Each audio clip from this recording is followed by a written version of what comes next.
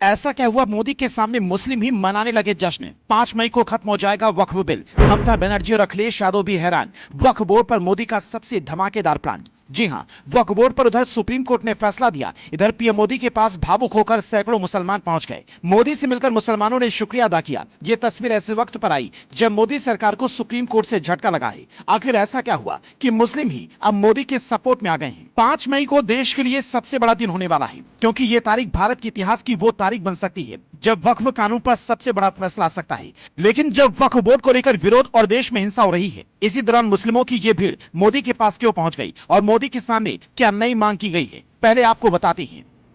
वक्फ कानून को लेकर पीएम मोदी ने कहा है, मैंने 5 साल तक वक्फ कानून की बारीकी समझी। मुस्लिम समाज से 1700 से ज्यादा शिकायतें मिली थी। शिकायतें करने वाली ज्यादातर मुस्लिम महिलाएं थी। वक्फ के नाम पर कुछ लोग गरीबों की संपत्ति पर कब्जा कर रहे थे। वक्फ कानून को लेकर काफी विचार विमर्श किया गया। वक्फ एक्ट रातों रात बनकर तैयार नहीं हुआ है।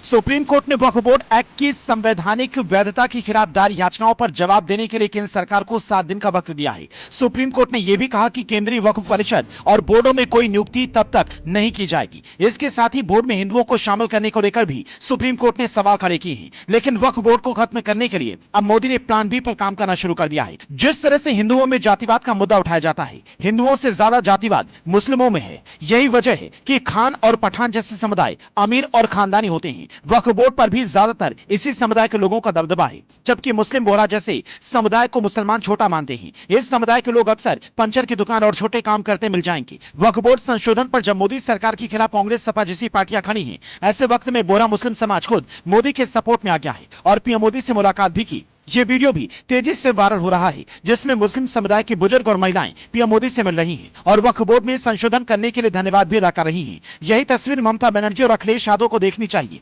क्योंकि ये वही मुस्लिम समुदाय है जिसके ऊपर वक्फ बोर्ड के नाम पर अत्याचार हुआ, लेकिन कभी इन्हें उनका हक नहीं मिला। वक्फ बोर्ड की कमाई की मलाई खाने वालों का समर्थन करने वाले नेताओं को इन गरीब मुसलमानों की फिक्र करनी चाहिए। मुर्शिदाबाद में हिंदुओं को रोकने में नाकाम ममता बनर्जी को यह वीडियो अपने प्रदेश के मुस्लिमों को दिखाना चाहिए और बताना चाहिए कि वक्फ बोर्ड में इनके लिए संशोधन किया गया है। लेकिन हमारे देश में सिर्फ अपने स्वार्थ के लिए परिवारवादी पार्टियां एक दूसरे को रही हैं। जिस तरीके से कभी मुगलों और अंग्रेजों ने हमें जाति धर्म में बांटकर राज किया, वही परिवारवादी पार्टियां आज देश में कर रही हैं।